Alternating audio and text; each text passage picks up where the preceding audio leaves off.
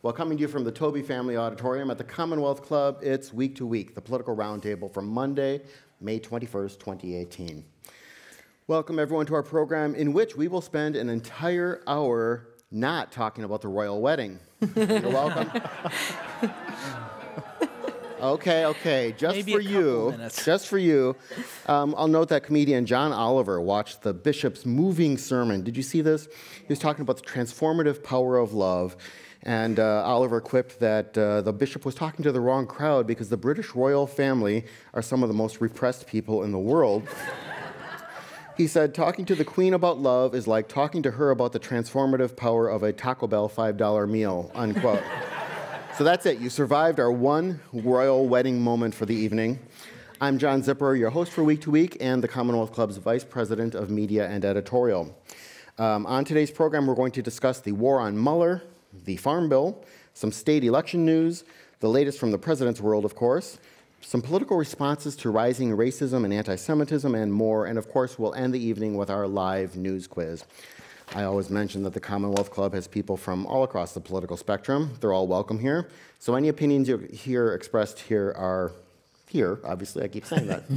Any opinions you hear expressed tonight are those solely of the speakers and not of the Commonwealth Club. Now let's meet our panelists for today. I'll start at the far end with Carson Bruno, Assistant Dean for Admissions and Program Relations at Pepperdine University's School of Public Policy. He's also a former Hoover Institute Research Fellow. You can find him on Twitter at Carson JF Bruno. So welcome back, Carson. Back. Now joining us for the first time, we're pleased to welcome Sarah Pompey. She has more than a decade of experience at the top levels of American politics and corporate America, including working with the Meg Whitman campaign and for Congressman Kevin McCarthy. She's launched her own public affairs consulting firm, Pompey 8, which, by the way, is spelled V-I-I-I, because if you have a name like Pompey, you use Roman numerals. Of course. She's on Twitter at Sarah Pompey, so welcome to the panel. Thank you. And next to me is Dan Schnurr, professor at USC Annenberg School of Communications and at the UC Berkeley Institute of Governmental Studies. He's on Twitter at Dan Schnurr, so welcome back, Dan. I think you all know the way we do it here. There are question cards spread throughout the room. If you have a question, write it down. Someone will pick it up and deliver it to me, and I will try to ask as many as I can during our conversation this hour. Now, I wanted to start with the single most scintillating topic anyone can think of, and that is the Farm Bill. But I want to kind of get into, perhaps, does this show kind of the shifting power balance in Congress, or at least within the Republicans. So last week, House Speaker Paul Ryan could not get a farm bill through his caucus after party conservatives rejected the bill and the moderates were revolting over immigration. Let me start with Dan. Is Ryan unable to govern effectively now that he's effectively a lame duck as a speaker? Well, to be fair to Ryan, when it comes to an issue like immigration, he was not able to lead the caucus before he was a lame duck. Okay. And that is not a criticism of Ryan as much as it is simply a reflection of the tremendous and growing split within the Republican Party on a critically important issue. And on one hand, Ryan has a group of those who now call themselves moderates within the Republican Party agitating very heavily for a vote on behalf of a path to legalization, if not citizenship for dreamers. And on the other hand, a group of very fervent conservatives in the Freedom Caucus who want only the most stringent of immigration reform. Up until now, he knows he's not been able to get 218 votes for either. He's about to have his hand forced, and it doesn't appear that there's a good outcome for him either way. Sarah, what do you think about when you're watching the congressional Republicans? Does Ryan have what? Is it that difficult for him to corral that caucus? Look, I think you've been seeing this happening over the last, what is it now, almost 8 to 10 years, where it's been an increasing split within the Republican caucus on any number of issues. So when you get to something like the immigration bill, you're going to see that contrast even more. I worked in the whip's office with Kevin McCarthy, and there were votes that you would think would be routine, and out of nowhere you'd have a huge problem, and you'd be working the floor with every one of the deputy whips and trying to get something that should have been a routine bill passed. I think it's kind of the sign of the times of where we're at, where everything seems to be more polarized than it used to be and continues to be so. Carson, thoughts? I kind of look at this also through the kind of the greater picture also. This is not just about the farm bill, but it's about farmers in general also.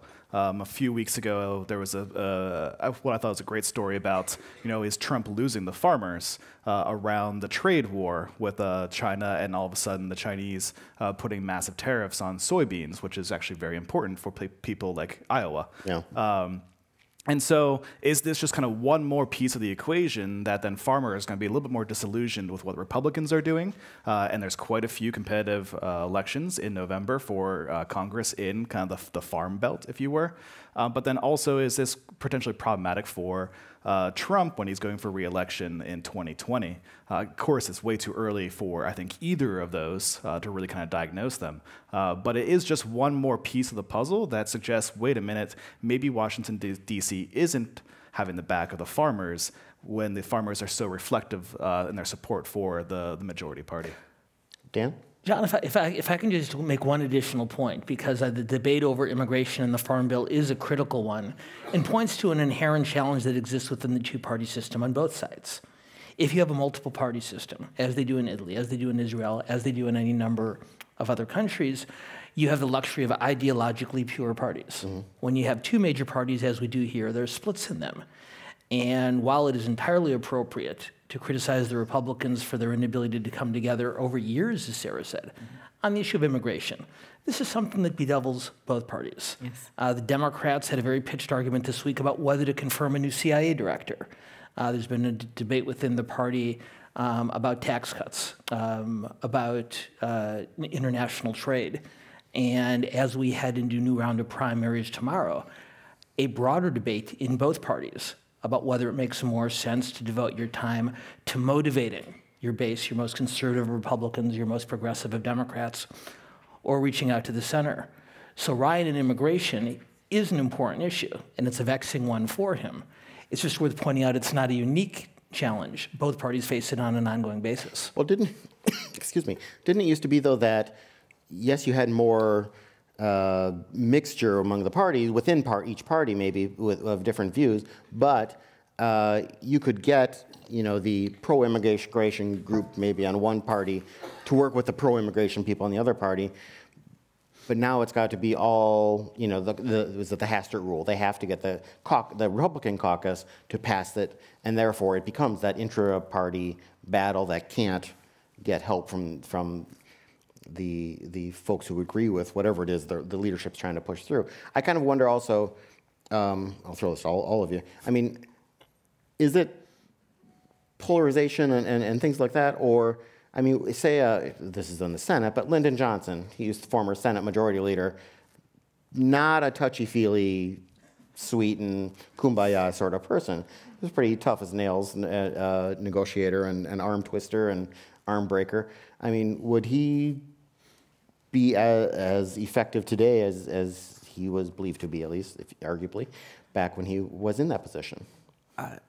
Carson? I kind of, I'm going to sort of not answer your question, but also kind of answer it. That's fine. That's we'll answer it, John. But, I almost kind of have to wonder how much of this is basically when you are the party in control, when you're the majority, I mean, you start to fracture because you are the ones setting the agenda. You are the ones actually running the votes. When it's a little bit easier when you're in the minority to show a unified front because you are just the opposition. You're not really the one setting the votes. You're not really the one kind of setting the policy. And so right now, you have this really juxtaposition between Republicans and Democrats because Republicans control all three branches of the legislature and then, of course, the White House. You tend to forget that Nancy Pelosi threw the Blue Dogs under the bus when she controlled the House in the early parts of the Obama administration. And you really saw them get decimated when it came to elections. That was a strategic decision that she made to kind of push forward a lot of liberal policies in that first few years before the 2010 midterm elections. But Boehner and Ryan really weren't, I don't think, willing to do that either for their moderates or for the kind of the more Tea Party Freedom Caucus individuals within their caucus. partly because they realized that what they saw with the decimation of the Blue Dogs, they kind of need both factions to maintain the majority and maintain the leadership. But it's easier to kind of clobber together kind of the pro-immigration people in Republican Party and Democrats when I would theorize you have a split in the Senate and the House. What we saw kind of out of the Gang of Eight situation really was a split of kind of Democratic and kind of Republican control of the two chambers that really kind of drove the message forward. Now, of course, both parties and all those individuals involved really got stabbed in the back by the respective parties, and therefore, I think there's a lot of hesitation to be able to do that again in the future. And I think one of the hardest things that you're going to find in Congress today that I think really does prevent a lot of collaboration and a lot of people coming together like the Gang of Eight is the kind of 24-hour news machine that exists and the need for content constantly. So you can be sitting in a meeting where something's being discussed, and if there are 8 people in the room, it's all the senators, and suddenly Politico or Axios is posting a new piece about what's coming out, saying this is actually being discussed. It gets the outrage machine goes, you see the tweets, and it scares people. It scares people to throw out the big ideas that I think you used to be able to do when Lyndon Johnson was in charge. Yeah. Have those conversations, flesh them out in a way that's reasonable and takes a little bit more time than maybe 5 seconds.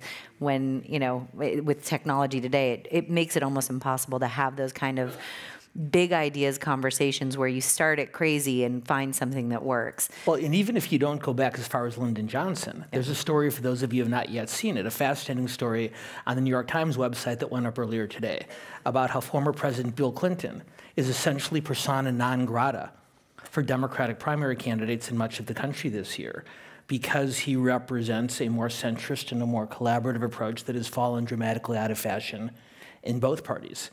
Here's a man who is arguably one of the few greatest political minds of the modern era, whether you happen to support him or not, and he has been marginalized within his own party because whether you point to Johnson, whether you point to Clinton, whether you point to Reagan, the idea of reaching across party lines has fallen decidedly out of fashion. I tell my students at both SC and at Cal, I tell them about Clinton and Newt Gingrich working together. I tell them about Ronald Reagan and Tip O'Neill working together to save Social Security. I may as well be telling them about my favorite blacksmith. They don't doubt that I'm telling the truth. It just has no relevance to them in the 21st century. Well, you also have, you bring it here to California, so you have Rocky Chavez, who's running for Congress down in San Diego and Orange County. Mm-hmm. He sided with Sacramento Democrats on a few key things, the biggest one being the renewal of cap and trade here in the state of California, his vote being one of the most decisive ones in Sacramento. And right now, the DCCC, the campaign arm of the congressional Democrats, is attacking him for increasing spending and government regulation over the state's economy, et cetera, et cetera, et cetera. Things you would think that the Club for Growth would be attacking him on. Meanwhile, it's being funded by the DCCC. Well, you have the state Democrats who are right now furious at DC Democrats over this because now it's going to make every other future Republican in Sacramento, while they don't really have too much control on issues like that, you kind of have to collaborate together. Still 1 or 2 Republicans to vote for some of these key issues. They're going to have a lot of skittish Republicans now. Well, there are not going to be a lot of skittish Republicans in California just because there are not a lot of Republicans of any type in California. But it even goes to show that even if you bring it down to the state level, there are really clear differences of a strategic opinion, but also policy opinions at the same time. How many of you were here when Robert Reich was here recently? And he told a story about when during the Clinton administration, he was the labor secretary, and he would occasionally meet Senator Alan Simpson, a Republican, and it got to the point where they had to meet secretly because their own staffs would be so upset with them meeting with the enemy that it just got absurd, and they should be able to talk because they have to be able to have private conversations and personal relationships and stuff like that. It kind of got ludicrous. So let's move on, and I want to talk about some state and local elections. And someone from the audience notes, actually this is just where I was going to lead anyway, Trump recently endorsed for California governor a man who is not from California and never won an election in his life, businessman John Cox, rather than a charismatic native son politician who has won all 3 of his elections and voted for Trump, that being Travis Allen. I think this letter was perhaps written by Travis Allen. Mr. Allen, welcome to the crowd. Do you think there was some sort of a payoff? I don't know about that, but I would like to just ask, what did you think about that? Is that a help for John Cox? And if so, with which groups in the state would that help him? Anyone? I tweeted out almost immediately, I'm still bullish on Antonio Villaraigosa making it into the top 2.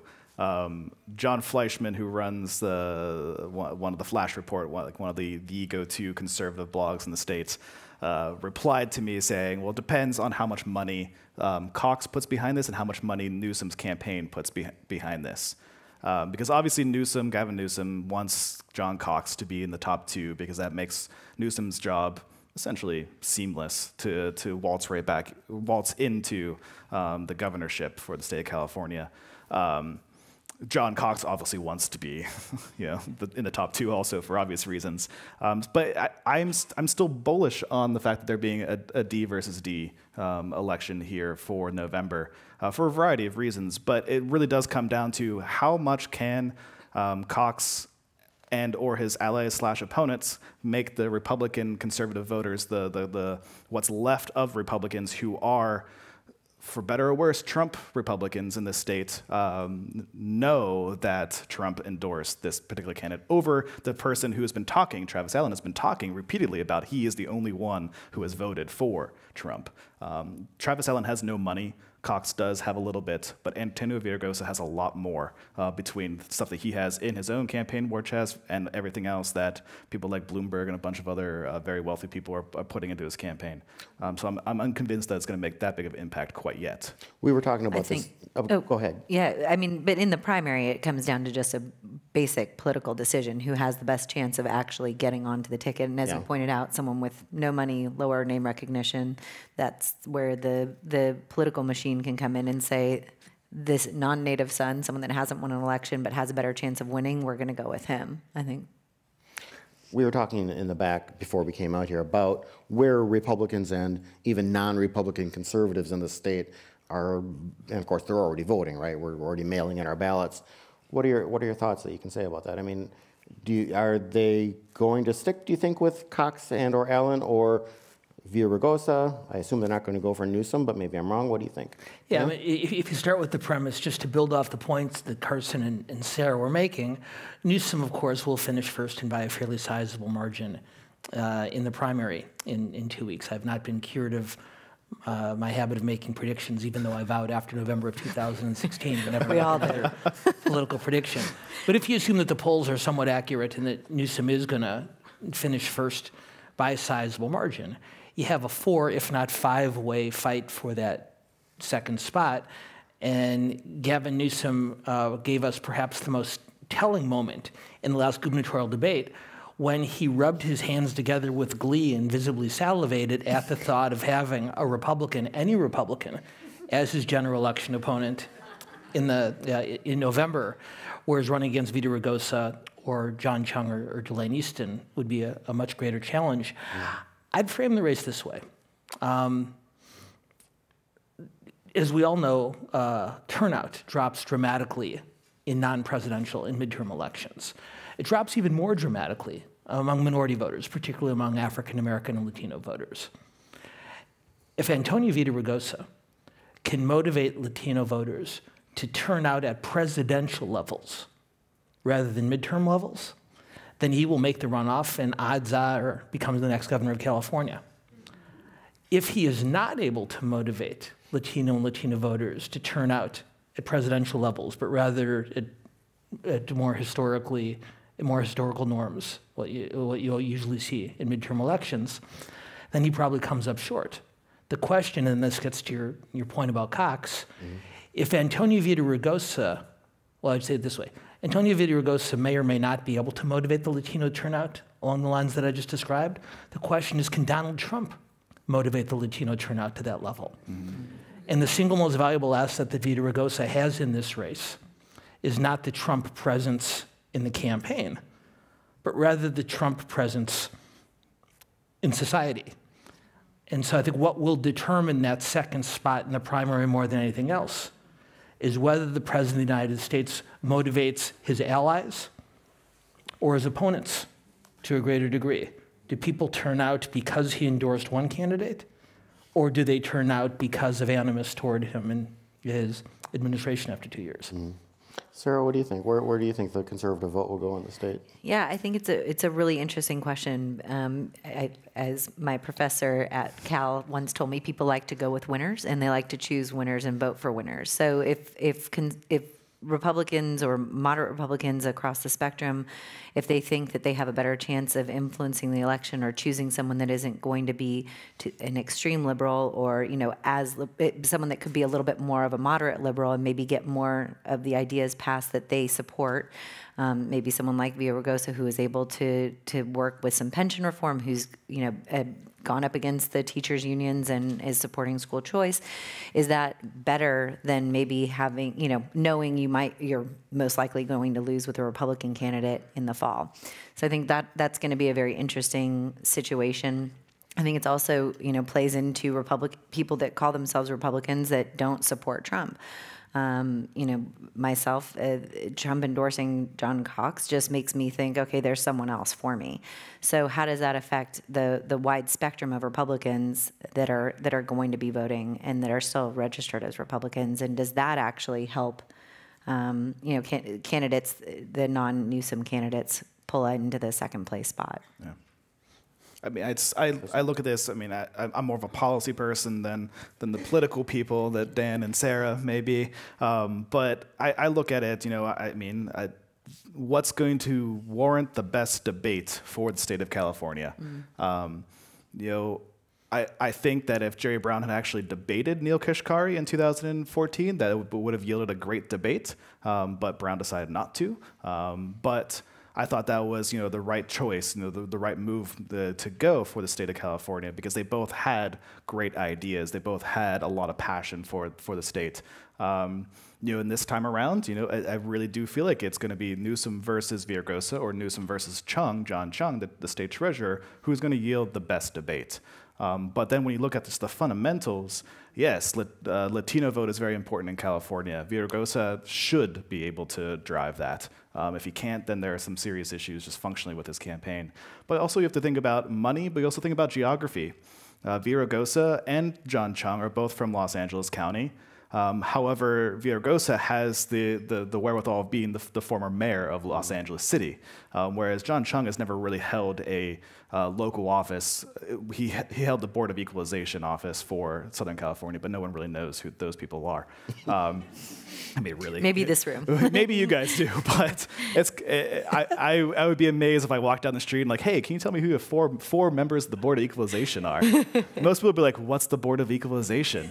But being mayor of the city of Los Angeles is a lot different than being the one of 4 Board of Equalization members. And then since then, John Chung has been a statewide officer, so he's not really a kind of a native son, if you were, of Los Angeles, the way that Newsom is of San Francisco, the way Villaraigosa is of Los Angeles. So that also helps, even though Los Angeles is dwarfed when it comes to primary votes from the Bay Area, it's still the largest area population-wise of California. So although voter turnout among Southern California Democrats has historically been much lower than among Bay Area Democrats, which is another added advantage for Newsom. John, if I can poach on Carson's turf and talk public policy for just a minute, I promise Please do. I'm going to excuse myself. If Cox is the second candidate against Newsom, you'll see a very classic R versus D debate of the type that, to some degree, has taken place in the last several gubernatorial campaigns here. But, and Sarah alluded to this briefly, where Villaraigosa and Newsom agree on most issues, if they do end up running against each other, I think you will see a fascinating and just as heated debate over public education in this state. For lack of, at the risk of being overly glib on both sides, the unions versus the charters, and it's obviously a much more complicated matrix of issues than that. Teacher hiring and retention, student test scores. There are two such pitched camps in the public education debate in this state and around the country. And this is an issue that I think obviously is critical to the state's future. Even if Newsom and Villaraigosa agree on most things, watching the two candidates talk in a way that we've never seen as voters, two high-profile candidates debate the future of our state's public education system, that's a pretty profound policy discussion. I mean, it really will be. I mean, yeah, Brown and Whitman really kind of got into it during the 2010 campaign. But really, since then, we really haven't had a statewide true debate on what does the future of California look like. And that's to the detriment of policy within the state of California, because the legislature can kind of go off and do whatever they want to do. And given the 2/3 majorities that the Democrats will likely hold in the legislature, that means you're going to get not well thought out policies. And if you're not having a debate at the gubernatorial level that's really going to be driving the agenda, then you're going to start getting a little bit wonky, fishy, not so good ideas that aren't really thought out and then yield really bad, negative, unintended consequences down the road. Very good. Briefly, are there any primaries within the state? Any congressional primaries or other primaries that you're watching you find interesting?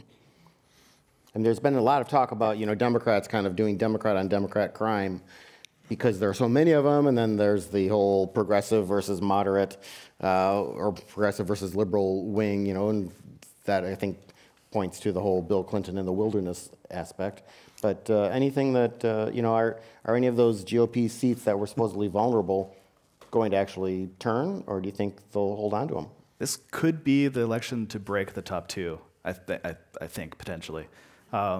If you have enough of the congressional races with R versus R, especially those ones that the Democrats are really targeting, Isa's seat, Ed Royce's seat in Orange County, maybe Dana Rohrabacher's seat in Orange County as well, and some others.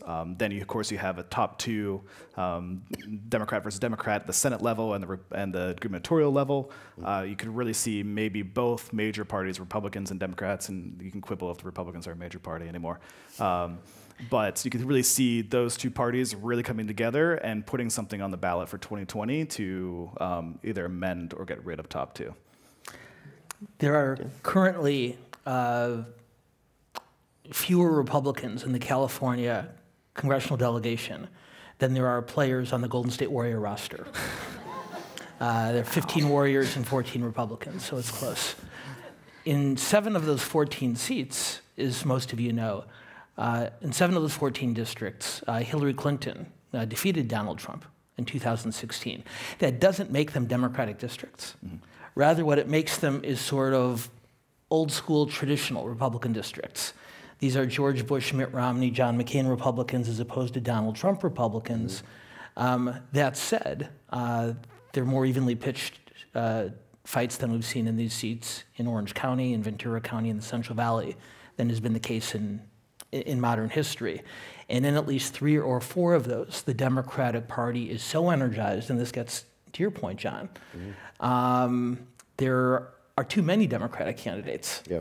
And the possibility exists that in 2 or 3 of these San Diego County and Orange County districts, that the preponderance of Democratic candidates on the ballot will split their vote to a degree that 2 Republicans go on to the general election. And Carson, to his credit, alluded to this earlier. The Democratic Congressional Committee is working very hard right now to try to avoid that eventuality. But I think on election night, at least at the congressional level, watching to see whether there is a D and an R that comes out of those Southern California districts, I think is going to be critically important, not just for California, but for overall control of the House of Representatives come November. Yeah. Did you want to add anything? No, I think these guys have summed it up pretty well. Yeah. Well, here's something that involving the California election that actually leads right into our next topic. So some Californians are receiving anti-Semitic robocalls about Senator Dianne Feinstein. They're coming from supporters of rogue Republican and neo-Nazi candidate Patrick Little. The calls label her a, quote, traitorous Jew, unquote, and say that Little will, quote, get rid of all the nation-wrecking Jews from our country, unquote. Now, as disturbing as that is, it's not completely unusual occurrence these days. I mean, we all saw that white New York City lawyer who went off on a rant because two people had the audacity to speak Spanish at a restaurant in New York. And quite a few white people seem to have the police on speed dial when it comes to being around people of color. I mean, across the pond, Britain's Labour Party is being riven with accusations of anti-Semitism, and Jeremy Corbyn, their party leader, his inability to respond effectively to this.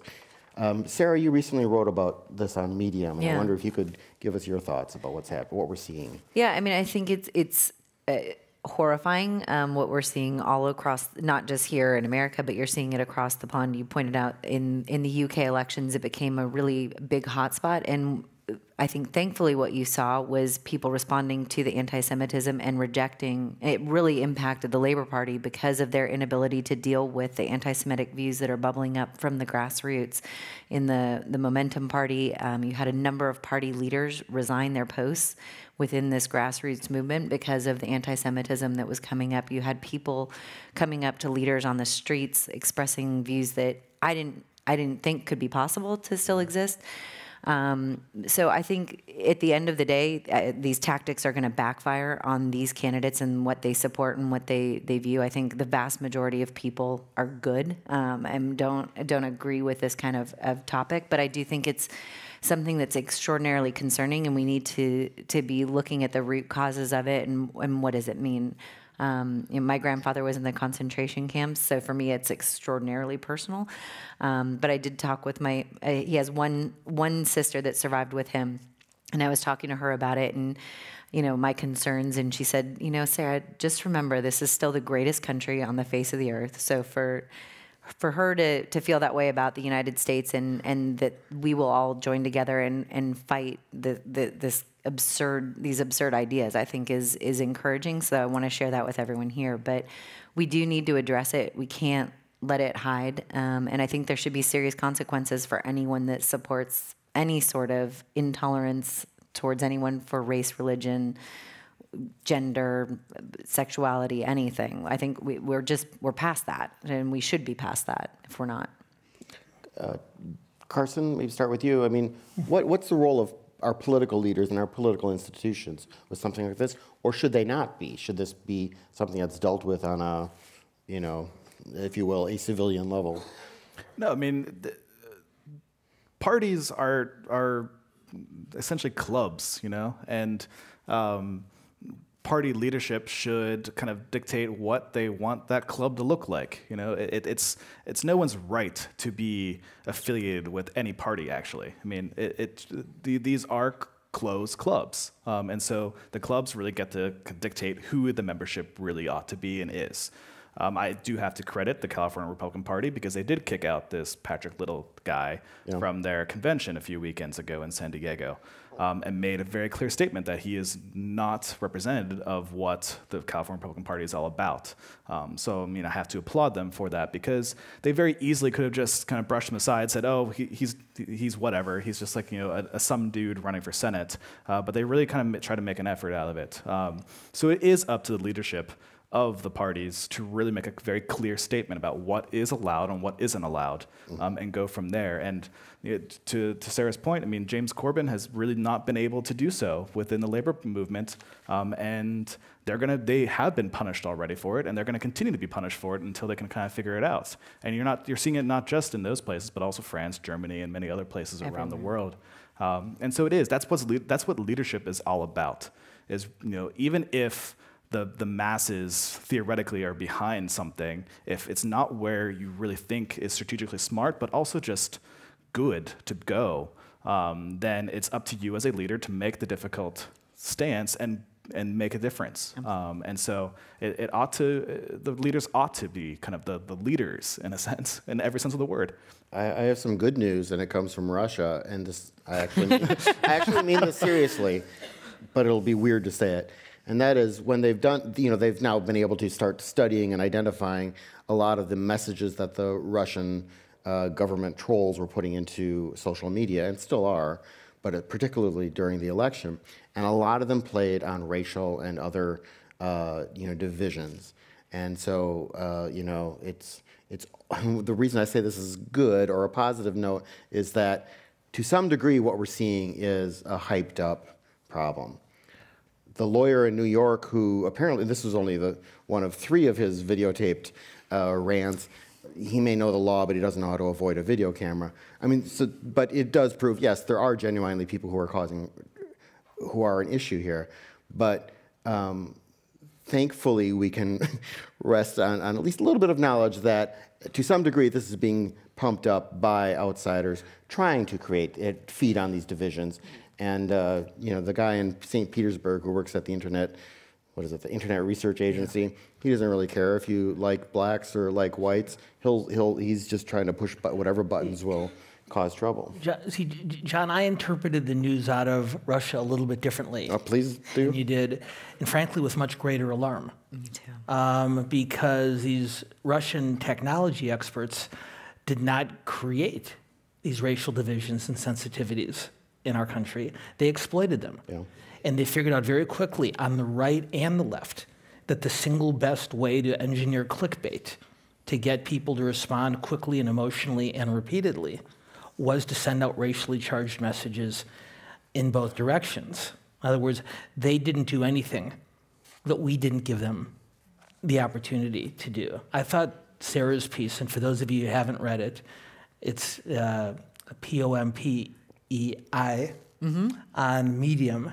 And I can say, as her very, very, very proud former professor, that you read something like this, and it makes you feel better about the future, regardless of what your party registration happens to be. And even for those of you who may have voted for a different presidential candidate than she has in past years, read this and feel better about our future. Joe Biden, a slightly older political philosopher, Joe Biden, wrote a piece for The Atlantic about a year ago, and I quoted it the last time I was here, and I'm coming back to it, and I'll apologize for those of you who are here because I think it's really, really important. He wrote this right after Charlottesville. He said, "The giant forward steps we've taken in recent years on civil liberties and civil rights and human rights are being met by a ferocious pushback from the oldest and darkest forces in America. Are we really surprised they rose up? Are we really surprised they lashed back? Did we really think they would be extinguished with a whimper rather than a fight?" And I have to admit, I did. Me too. I really did. I thought that we had moved past that. And if there is the barest of silver linings about the kind of hatred and ugliness that comes out of Charlottesville and Mr. Little's comments, it's a reminder that this stuff doesn't go away. And as Mark Twain said, history doesn't repeat itself, but it rhymes. That's good. And I think realizing that there are people in society, good people in society, with whom you might disagree on abortion rights or marriage equality or the research and development tax credit, but are willing to stand with you to push back against this kind of hatred and bigotry, that to me is the greatest value that an organization like Commonwealth Club provides, which means we can disagree about who we're going to vote for in a primary for governor, as long as we remember when the election is over that there are greater truths that unite us, and it's worth standing up against the Littles of the world, the Corbyns of the world, and those who make it as easy as it was for the Russians to inflict the damage on our election system that they did 2 years ago. I think Joe Biden should be quoting you. Agreed. Well, moving along, happy anniversary, everyone. Congratulations. It's 1 year ago since Robert Mueller started his investigation into Russian meddling in the campaign, which I do want to point out I'm not in favor of. Of course, when this anniversary came about, President Trump and his supporters embarked on a renewed and I think widened attack on Mueller on the very legitimacy of the investigation. Carson, on our last Week to Week, we discussed the kind of the wild rollout of Rudy Giuliani as one of Trump's lawyers, as if Giuliani had gone off the rails. I'm kind of wondering if Giuliani isn't doing exactly what he's supposed to, which is to get out there and attack. Yeah. And it almost doesn't matter whether he's right or on message or off, whatever, but to get out there and be defending the president and attacking and giving no quarter. What's your thought? There was, and for the life of me, I'm blanking on actually who published it, but it may have been a Politico, it may have been something else, that did an analysis of Kellyanne Conway. And why does MSNBC, why does CNN continue to have her on their shows? Because the author was basically theorizing she has this uncanny ability to just kind of tie the host up in knots of just kind of very zigzag sort of rationality that gets the hosts all kind of flustered and unfamiliar and really doesn't know where they're going. And then before you know it, time's up and they're moving on to commercial. And she's never answered anything. And the host just left there like, what just happened? And so the whole thing was, why do they keep on having her on if this is what she is consistently doing to every single host? It kind of seems like Giuliani's doing the same thing. Kind of throwing out things left and right that then, of course, the Twitter bots are chasing here and there. That CNN is blasting breaking news, even though they break news on literally everything. Politico, my phone's just popping up. And I'm like, well, that's not really breaking news. I heard that 5 hours ago. But it's this whole thing of confusion. It's throwing basically everything you possibly can out and hoping that you're just kind of muddying the water so much so that, again, what Sarah was pointing with not even the 24-hour news network, it's the instantaneous news cycle now that we have, that no one can really kind of keep up, and therefore you're kind of just shuffling the issues side to side and then hoping that there's light at the end of the tunnel. Yeah. I think Rudy Giuliani is doing exactly what they want him to do. I think we're sitting here not talking about the fact that we have a president that is under investigation for, any number of different things. We're talking about Rudy Giuliani's crazy tactics and what did he say that's true and what did he say that's not true and where does the actual truth come into play? And I have no idea. I couldn't tell you. And Rudy Giuliani is the perfect person to do it. So I think he's doing exactly what they want him to do. I have no clue what he's supposed to be saying, what he's not supposed to be saying, but I can tell you that it's working very effectively. And we're not talking about the root issue of what the cause is going on, what is being investigated, what are the allegations. We're talking about the theater that's going on around it, and that is what they're designed to do and what they want to do. It's very much Chicago on CNN, essentially. I'll offer. This is my theory on Rudy Giuliani. I love it. He was hired to be the first friend. So the presidency, the presidency, if you think about it, is a very extraordinarily lonely job to begin with.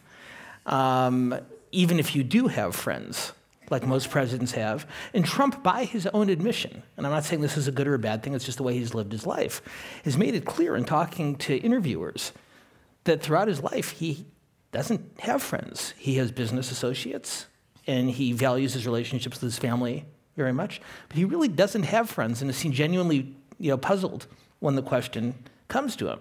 So there he is in the White House in this incredibly isolating job, and one by one, the people who he knew best leave. Steve Bannon leaves, and Sean Spicer leaves, and I wouldn't have predicted a time when America would have become alarmed when Hope Hicks left the White House, but we did. And so all of us, and so the people who were sort of his reinforcement network are all gone. And all of a sudden, his friend Rudy from New York shows up. And I think it's just, and I think he just likes having somebody who he can hang out with and feel comfortable with.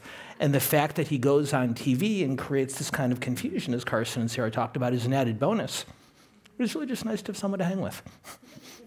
I'm not a lawyer, so I can't really kind of talk to that, but I could see all of this becoming problematic if it ever ends up in a court.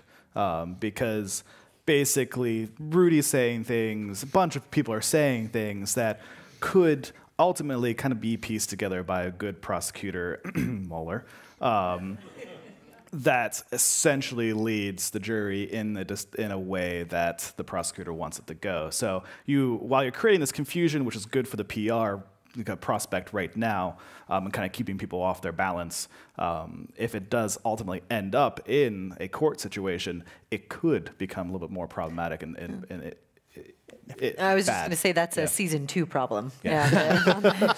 But I think you've just summed it up really effectively, Carson. It's a tremendous strategy for cable news, not nearly as effective a strategy for a special prosecutor. Right. Yeah. What do you think about the development that we're learning that there wasn't just a meeting with Donald Trump Jr. and the Russians, there was a meeting with Donald Trump Jr.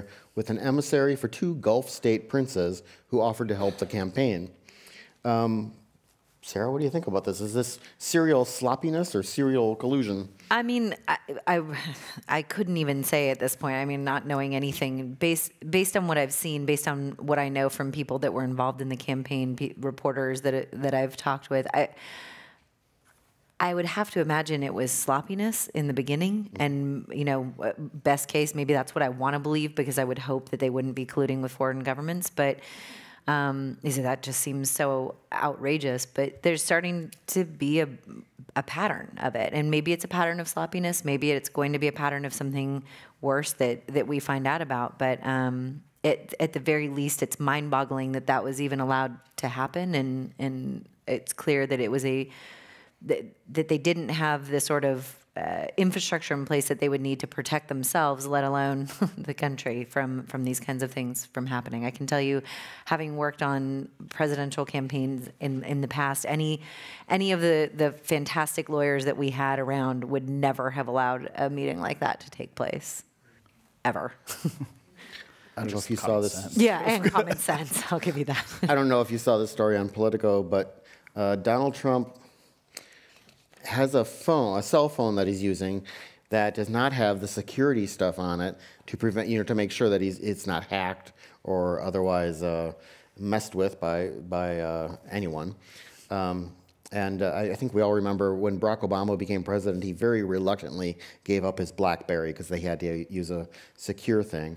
And excuse me, every 30 days, he would turn the phone in to the tech folks, and they would check it to make sure it was still secure.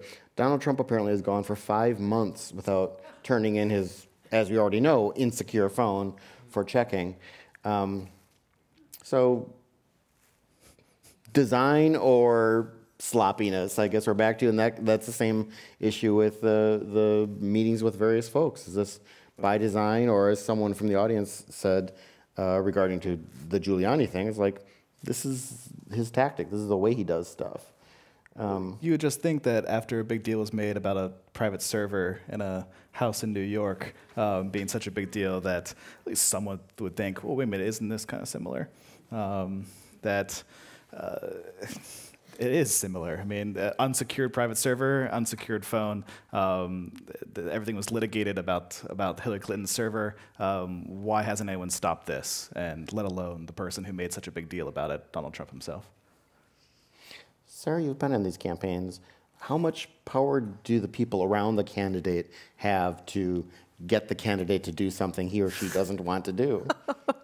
That's a loaded question. It is. And understanding that Donald Trump is a particular force of energy, but look, the campaigns that I've worked on, and I was not at all involved with the Trump campaign or even close to it. I think it's much like many of the companies. The leadership comes from the top down. The candidate or the CEO really dictates how you're going to act, and so I've been very fortunate. I had the wise advice of Dan Schnur, who told me never to work for someone I didn't believe in. And I've taken that from politics into the corporate world as well.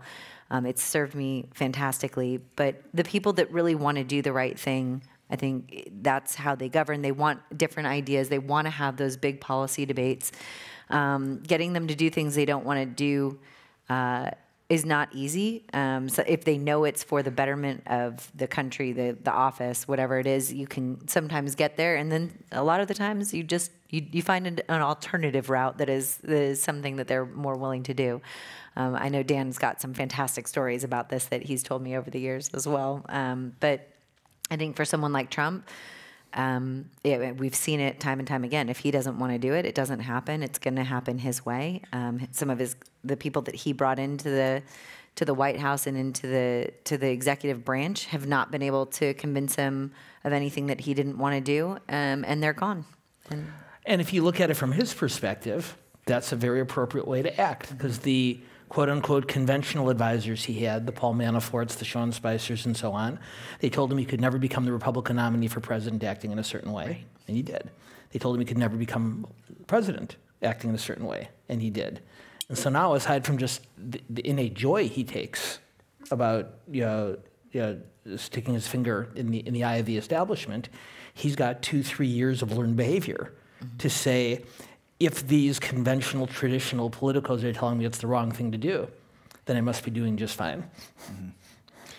What did you think about his call on, was it Sunday, on a tweet to have the Department of Justice investigate whether or not the FBI had planted someone in his campaign?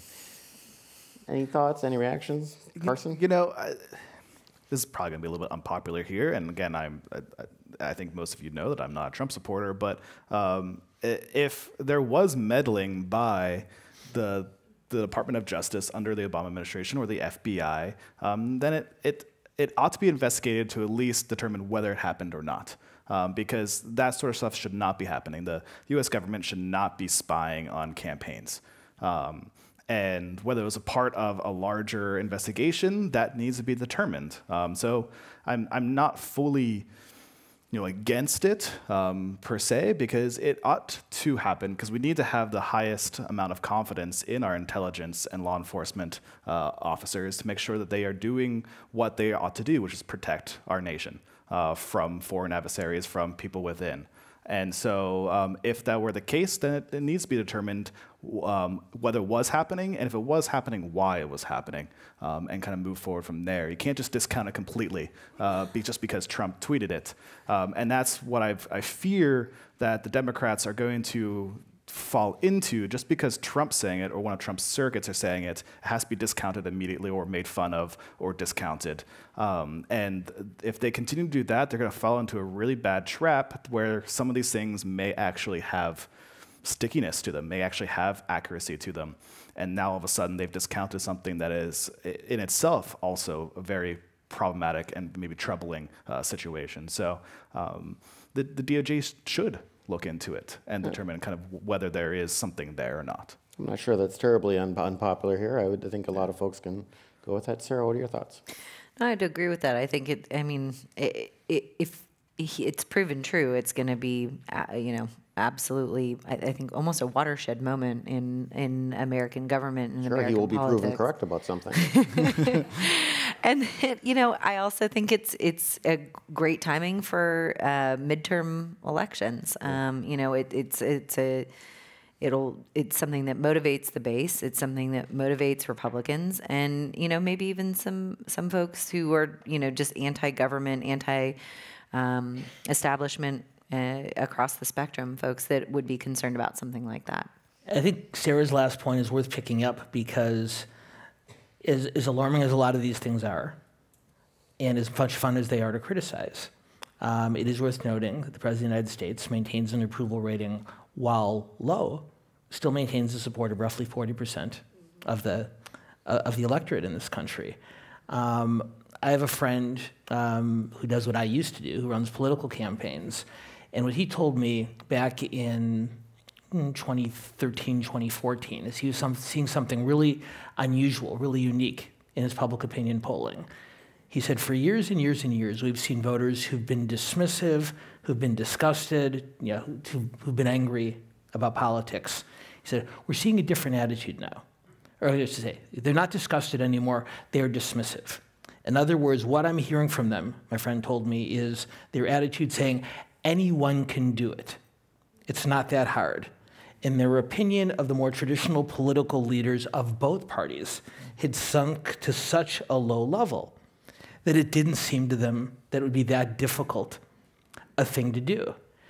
And if you are a voter, and there's a longer conversation to be had another night, and I know you all have had it here on many occasions, where you felt like the leaders of both, the traditional leaders of both parties were not listening to you, and you really did think that things could not get any worse for you, you turned toward a non-traditional candidate.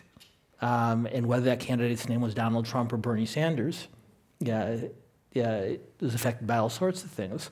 But even as we criticize the president, deservedly, for any of the number of things we've talked about, it's worth remembering why so many of our fellow Americans have supported him and still do. I'd encourage you, for those of you who haven't, go back and watch the Center of American Progress Ideas Conference that they had in Washington, D.C. last week. They had more than a dozen of the potential Democratic presidential candidates talking about their ideas for the future. And whether you happen to be a D or an R or an NPP like myself, you watch that and you think, this is a group of really, really intelligent people, none of whom are really speaking to those voters who turned to Trump or who turned to Sanders out of desperation. And watching this election progress, not just 2018, but 2020, watching to see how the Trump alternatives move beyond the disparagement into offering alternatives, to me, that's the most important part of this and the next election cycle. Very good. For our final topic, I'm not really sure we're going to have anything new to say about this. I just think we at least have to mention it, and that is, in the latest school shooting in this country, 10 people died at Santa Fe High School near Houston. The Texas lieutenant governor claimed that the schools have too many doors, so they're hard to guard. New NRA President Oliver North said that students were drugged with Ritalin and they're to blame. Again, don't know if anything new can be said, because this seems to be just what we do, is comment and Facebook about, kids being killed in schools. But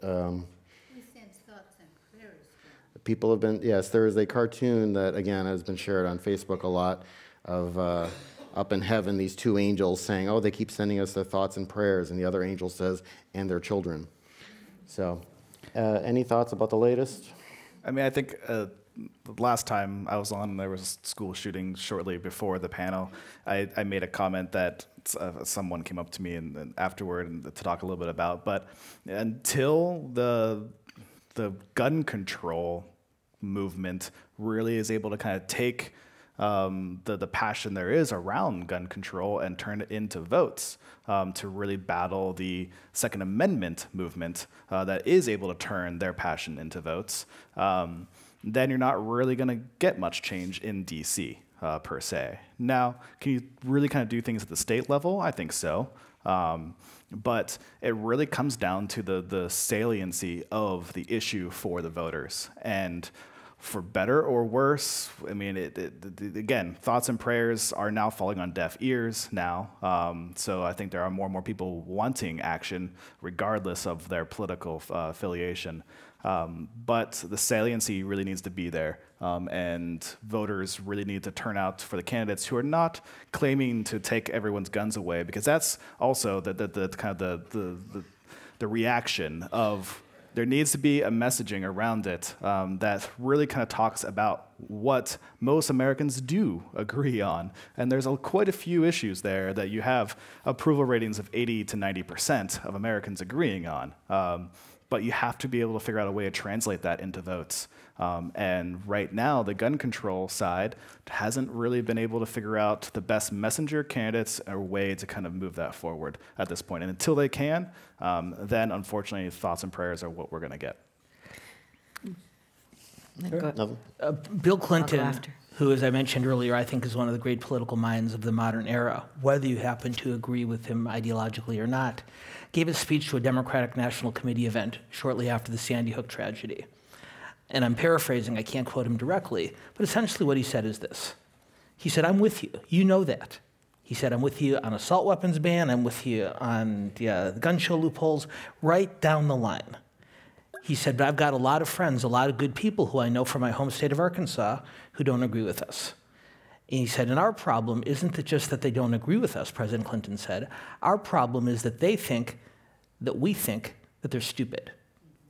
And so when they hear us call for gun control, they don't hear us merely disagreeing with them on a matter of public policy. They hear us denigrating them and insulting not only them, but their way of life. And if we're ever going to move forward on this issue, he goes, I've convinced a lot of people of a lot of things over the years. I've never convinced anyone of anything by telling them how stupid they are. Right. And I think, as is the case in many other instances, Bill Clinton gives excellent advice on this. There are some issues that are persuasion issues, where you can move people horizontally on taxes, on healthcare, even on immigration. Gun control has become not a persuasion issue, but a motivation issue. When politicians of both parties talk about it, they're not really trying to change minds anymore. They're simply trying to motivate the bases of their respective parties. And I think one of to me, the real the real tiny little silver lining that came out of Parkland was not so much the passage of any particular measure, but a reminder to the elected officials of both parties that this is not just a base motivational ploy to turn out your supporters in midterm elections, that this is an issue where we expect our leaders to engage in conversation. As Carson said, there is opportunity for middle ground, not on every issue in the gun debate, but on some. And if we're willing to engage in the conversation without telling people who disagree with us how stupid or evil they are, then our chances of success and progress increase dramatically. And, to add to that, I think this is such a complex issue just at the gun debate level, assault weapons ban, gun show loopholes, where do we go? Then when you dig down into it and get to some of the other, not just the availability of guns, but why do they feel they need to go and kill their classmates? Why do they feel they need to go in the first place? You're getting to a mental health issue that people are still reluctant to talk about because, again, if you think guns are a difficult conversation, mental health is something that nobody's even started really talking about. How do you fix that? How do you make these resources available? Then you're getting into funding. You're getting into, healthcare. It's a whole can of worms that I think people are not willing to go forth and tackle. Maybe you don't have the right answers right now, but I think that you can't just have the conversation about guns. You've got to get to the mental health issue as well. And I definitely don't have the answers, but if we can start just saying the words and start talking about it and start socializing it, can we get there? And can we provide, as a society, the help, the resources that these kids need, especially as we're transitioning with social media and the 24-hour bullying that's going on and the feelings of that they don't belong in their community or at their schools. And I think it's got to be a two-part conversation, and maybe one comes first and one comes second. But I think we need to hold our elected officials accountable and say, stop worrying about getting reelected. Do the right thing, and you're going to get reelected. I know it's a scary idea for most of them, but you've seen it time and time again, and it works. If you're willing to take bold actions, if you're willing to say the things that you actually believe in, it can work. So I think it's got to stop. We've got to figure this out sooner rather than later. We can't keep letting this be an every 2-month thing. I mean, every 2 weeks people are getting desensitized, and that's what really kind of traumatizes me about it. We need to, as voters, all of us and all of your friends and everyone, to really start rewarding conversations, not just rewarding people who partisanly or ideologically adhere to every single thing or close to every single thing that you may believe in. And then you're going to start actually tackling these issues, again, that massive majorities of all of us do agree on.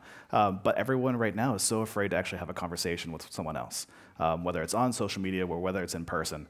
And until we can get back to that, and I don't know if we ever actually were there as a society, but I think we were. And until we can get back to there, then we can start to really kind of tackle some really big issues here in San Francisco, California, but also nationally. We're going to have, of course, more news quiz questions and a lot more to talk about in 2 weeks on Monday, June 4th, right here at the Commonwealth Club. Thank you to our great panel, Dan Schnur, Sarah Pompey, Carson Bruno. Thanks to all of you for coming out and everyone watching and listening online. Have a great week.